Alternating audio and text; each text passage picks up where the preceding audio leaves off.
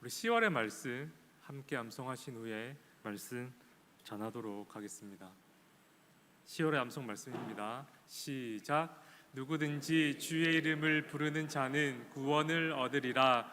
로마서 10장 13절 말씀. 아멘. 짧아서 더욱더 은혜가 되는 것 같습니다. 10월 한 달도 암송 말씀이 주는 유익을 충만하게 누릴 수 있는 우리의 가정과 교회가 되기를 바랍니다. 추석 연휴 가족들과 즐거운 시간 보내셨습니까? 잘 드시고 푹 쉬셨습니까? 그렇구나. 저는 개인적으로 연휴의 마지막 날이 되면 아무리 잘 먹고 잘 놀아도 아쉬운 마음이 크지 않습니까? 그런데 이번 연휴는 너무 길어가지고 마지막 날이 되었음에도 불구하고 그 아쉬운 마음이 먼저이기보다 진짜 잘 쉬었다 진짜 잘 먹었다. 또 담임 목사님께서 저희 부교역자들 또 배려해 주셔가지고 주일은 원래 새벽 기도가 없지만 그것까지 치면 4일 동안 새벽 기도를 드리지 않았거든요.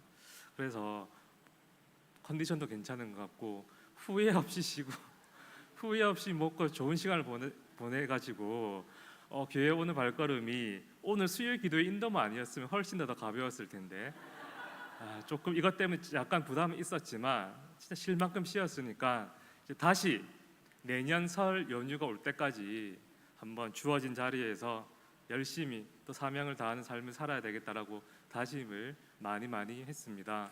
여러분들도 동일한 다짐으로 우리 또 내년 설 연휴를 기대하면서 주어진 자리에서 또 사명을 잘 감당할 수 있는 우리들이 되기를 바랍니다. 오늘은 사소한 문제에 있어서 영적 예배의 삶은 어떻게 드리는지에 대해서 한번 말씀을 나누도록 하겠습니다. 여러분, 그 초대 교회는요, 유대인들이 기독교로 개종해서 그리스도인이 된 유대 그리스도인들과 그리고 이방인들이 기독교로 개종해서 그리스도인이 된 이방 그리스도인, 이렇게 크게 두 부류로 구성된 공동체가 바로 초대교회 공동체입니다. 오늘 로마서는 로마 교회에 쓴 편지 아닙니까? 사도 바울이 로마 교회 역시 바로 이방 그리스도인들과 유대 그리스도인들이 구성된 그러한 공동체였습니다. 그런데 사실은 여러분들이 쉽게 이해할 수 있듯이 유대인들과 이방인들, 비록 개종하에서 지금 같은 그리스도를 고백하고 있지만 혈통도 다르고 문화는 더 다르지 않습니까? 그로 인하여서 이 두 부류의 사람들의 생각이 다르고 그리고 말이 달랐고 그로 인하여서 생각은 더 많이 달랐습니다. 따라서 우리 로마서 1장부터 11장까지가 기독교의 기본 진리에 대해서 말씀하고 있지 않습니까? 그렇게 해서 이 1장부터 11장까지에서 이야기하는 이 기독교 본질에 있어서는 이 두 공동체 사이에 다른 이견이 없었지만 문화가 다르고 생각과 행동과 말이 다름으로 인해서 오는 사소한 문제들 안에서는요, 여러 가지 충돌이 일어났습니다. 그 여러 가지 그 충동들 가운데 오늘 우리들이 방금 읽었던 본문에는 특별히 두 가지 문제에 대해 언급을 하고 있는데, 첫 번째가 무엇이냐면 바로 음식에 대한 문제이고, 두 번째는 특별한 나를 지키는 것에 대한 문제였습니다. 로마 교회 안에는요, 특별히 이 두 문제로 인하여서 유대 그리스도인들과 그리고 이방 그리스도인들이 서로 언성을 높이며 싸웠고, 또한 서로를 정죄하는 말들로 인하여서 교회를 떠나는 그러한 일들도 있었습니다. 로마 교회는요, 여러분, 그 1장에 보시면 사도 바울이 뭐라고 이 로마 교회를 향해서 칭찬하냐면 그들의 믿음이 온 천하에 전해졌다라고 하는 거예요. 그래서 내가 너에게 너무너무 감사하다라고 이렇게 사도 바울이 이야기하고 있는데, 이렇게 1장부터 11장까지 믿음으로 단단히 서 있고 이 믿음이 온 천하에 전해짐으로 본이 될 만한 이 로마 교회가 지금 다른 문제가 아니고요, 진리에 대한 문제가 아니고 바로 이 사소한 문제로 인하여서 지금 이 공동체의 하나됨이 깨지고 공동체의 성숙함이 지금 훼손되는 지경에 이르게 되었던 것입니다. 이러한 상황 속에서 지금 사도 바울이 로마 교회 성도들을 향하여서 사소한 일들로 인하여 마찰이 일어날 때 믿음으로 구원받은 성도들은 어떻게 영적 예배의 삶을 통하여 이 사소한 문제를 해결함으로 인하여서 공동체의 하나됨을 다시 회복하고, 또한 훼손된 교회의 성숙함을 어떻게 다시 또한 회복할 수 있는지에 대해서 믿음이 강한 자와 그리고 믿음이 약한 자에게 각각 말씀하고 있는 것이 오늘 본문의 이야기입니다, 여러분. 그러므로 한마디로 이야기하면은요, 믿음이 강한 자가 마땅히 영적 예배의 삶을 살아가므로, 또 믿음이 연약한 자들이 마땅히 영적 예배의 삶을 살아가므로 이러한 두 공동체 사이에 일어나는 사소한 문제를 해결할 뿐만이 아니라 어떻게 하면 이 공동체의 하나됨과 또한 그 훼손된 공동체의 성숙함을 다시 회복시켜 줄 수 있는지에 대해서 오늘 말씀하고 있는 것입니다. 자, 그러면 지금부터 어떻게 하면 믿음이 강한 자를 통하여, 또 어떻게 하면 믿음이 연약한 자를 통하여 이 사소한 문제가 해결이 되고 또 교회의 하나됨과 훼손된 성숙함이 다시 회복될 수 있는지 지금부터 한번 살펴보도록 하겠습니다. 첫 번째입니다.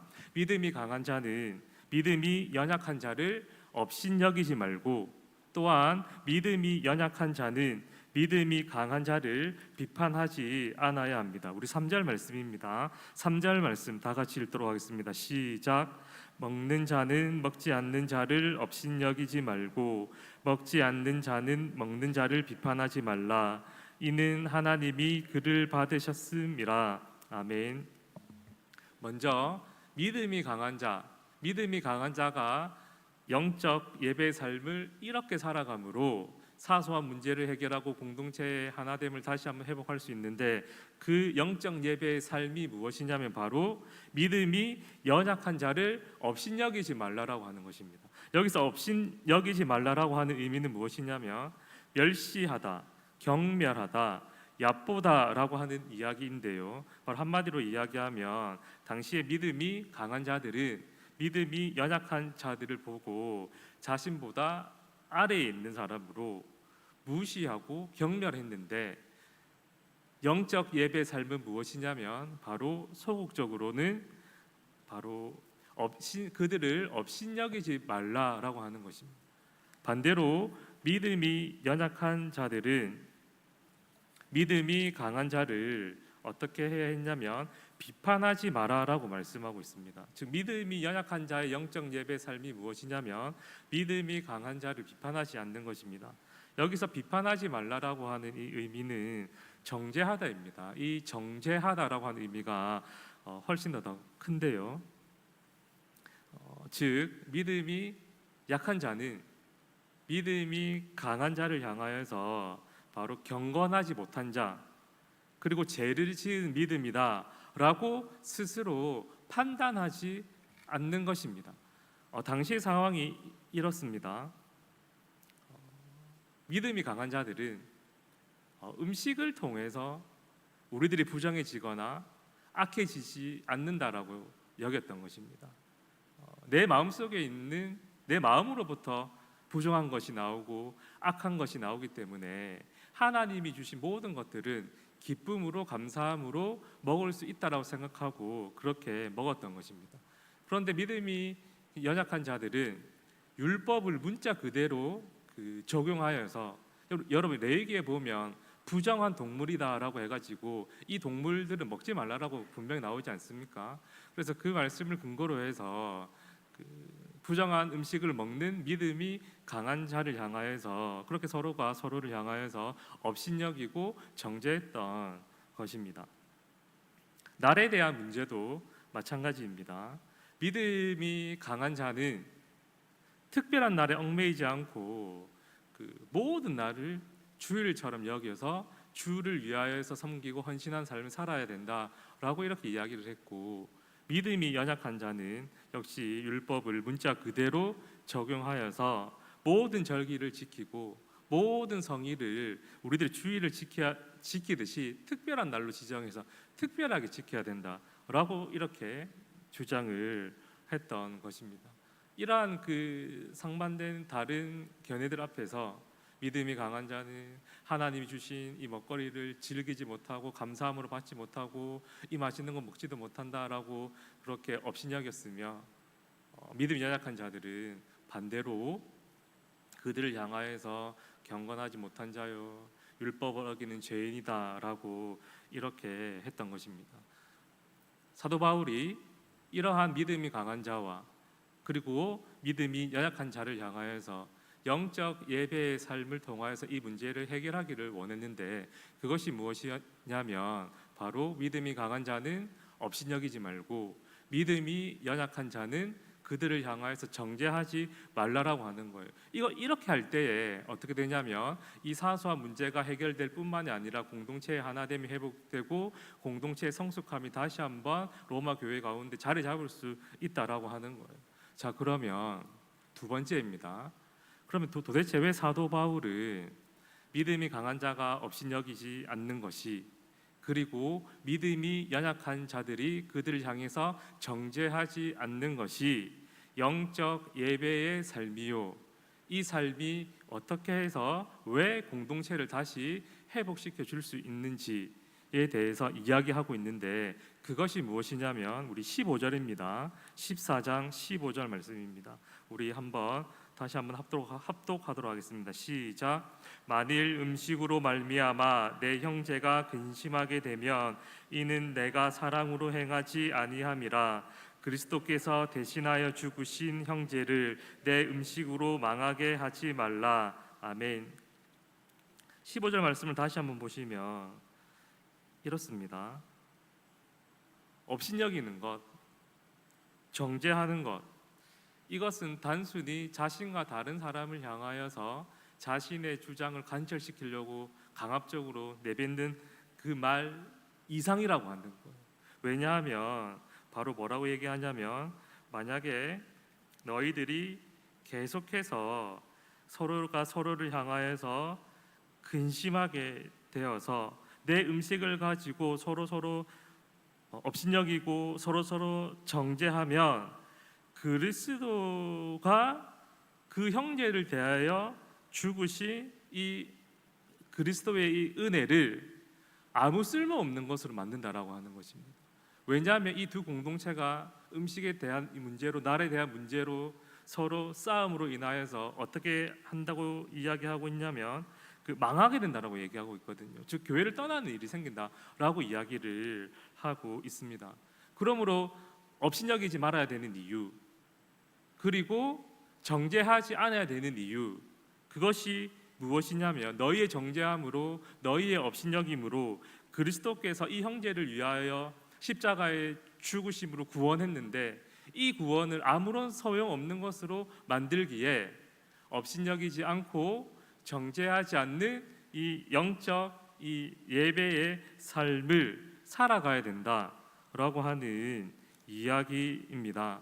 단순히 서로를 향하여서 비판하고 비난하는 것은 그 형제에 대해 비난하는 것이 아니라 그것을 넘어서 그리스도의 이 구원의 은혜, 십자가의 은혜를 물거품으로 만드는 것이기에 우리는 기꺼이 업신여기지 않고 정죄하지 않는 영적 예배의 삶을 통하여서 이 사소한 문제를 해결할 뿐만이 아니라 깨어진 하나됨의 이 공동체를 회복하고 또 훼손된 이 로마 교회의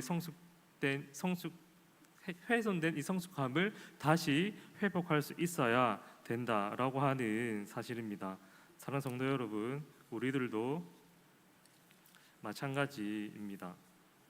우리 공동체를 돌아보면 우리 교회 안에는 신앙의 연륜이 높은 사람과 그리고 초신자들도 함께 섞여서 생활하고 있습니다.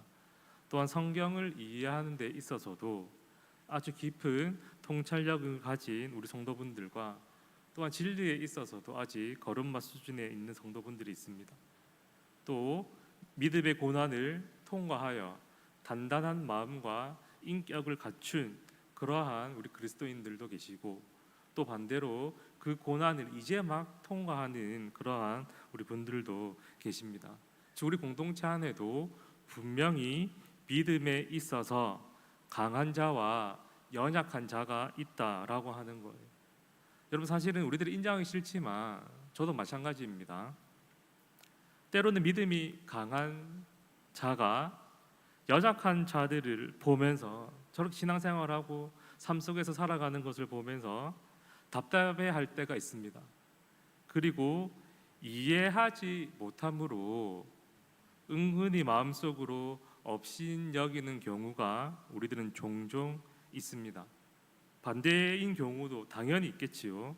믿음이 연약한 자들은 또한 그렇게 다르게 신앙생활을 하는 사람들을 보면서 저렇게까지 신앙생활을 해야 되는가라고 생각하며 그들을 정죄하면서도 또 스스로 믿음이 약하기 때문에 상처를 받기도 합니다.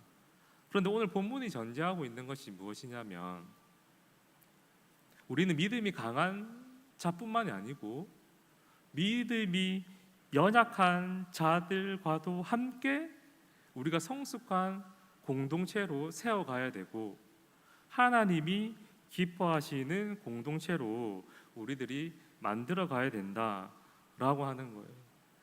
그러므로 우리들이 이 진리의 문제에 있어서는 한치도 양보할 수 없지만, 그렇지 않은 경우 오늘 로마 교회처럼 사소한 문제에 있어서는 서로가 서로를 향하여서 업신여기고 정죄함으로 서로가 서로를 망하게 하는 것이 아니라, 그로 말미암아 우리 공동체의 하나됨을 깨뜨리고 우리 공동체의 성숙함을 훼손하는 것이 아니라, 믿음이 강한 자는 업신여기지 않는 영적 예배의 삶으로, 그리고 믿음이 연약한 자들은 정죄하지 않는 영적 예배의 삶으로 이 사소한 문제를 잘 극복하고 해결해 나갈 뿐만이 아니라 우리 공동체가 다시 한번 하나됨을 회복하고 또한 우리 공동체의 성숙함을 다시 한번 또한 역시 회복해야 된다라고 하는 것입니다. 사실 교회가 어려움을 당할 때가 종종 있습니다. 또한 교회 안에서 상처를 받고 떠나는 그러한 경우도 간혹 있습니다. 그런데 사실 그 이유를 잘 들어보면 어떤 대단한 진리 문제 때문에 교회가 어려움에 빠지고 또한 문제를 당하는 경우는 극소수입니다. 대부분은 진리의 문제라기보다는 사소한 문제이고, 자신의 주장을 관철하다가 당하는 어려움과 또 그로 말미암아 상처를 받아 교회를 떠나가는 경우가 훨씬 많이 있습니다. 사소한 문제들 앞에서는 믿음이 강한 자가 업신여기지 않아야 됩니다. 그리고 믿음이 연약한 자는 믿음이 강한 자를 정죄하지 않아야 합니다. 다음 시간에는 적극적으로 그러면 이 공동체 하나됨을 위하여서, 성숙된 이 공동체를 회복하기 위하여서 믿음이 강한 자와 믿음이 연약한 자들이 적극적으로 어떻게 해야 되는지 다음 시간에 알아볼 테고, 오늘 이 시간에 여러분들이 기억해야 되는 것은, 믿음이 강한 자는요 결코 믿음이 연약한 자들을 향하여서 손가락질하거나 업신여기지 않아야 된다. 그리고 믿음이 연약한 자들은 믿음이 강한 우리 믿음의 선배를 보고 앞선 자들을 보고 결코 정죄하지 않아야 된다라는 사실을 기억하시기 바랍니다. 이것이 바로 영적 예배의 삶이고, 이것이 바로 사소한 문제를 뛰어넘고 해결하는 방법이고, 이로 말미암아 우리 공동체가 하나 되는 공동체, 성숙한 공동체가 되어 하나님을 기쁘시게 할 수 있다라고 하는 사실입니다. 이 사실을 기억하시고, 내가 업신여기지 않고 내가 정죄하지 않는 영적 예배의 삶을 통하여 성숙한 공동체, 하나 되는 공동체, 하나님이 기뻐하시는 공동체를 세워가는 우리 교회가 되기를 간절히 바랍니다. 우리 시간 말씀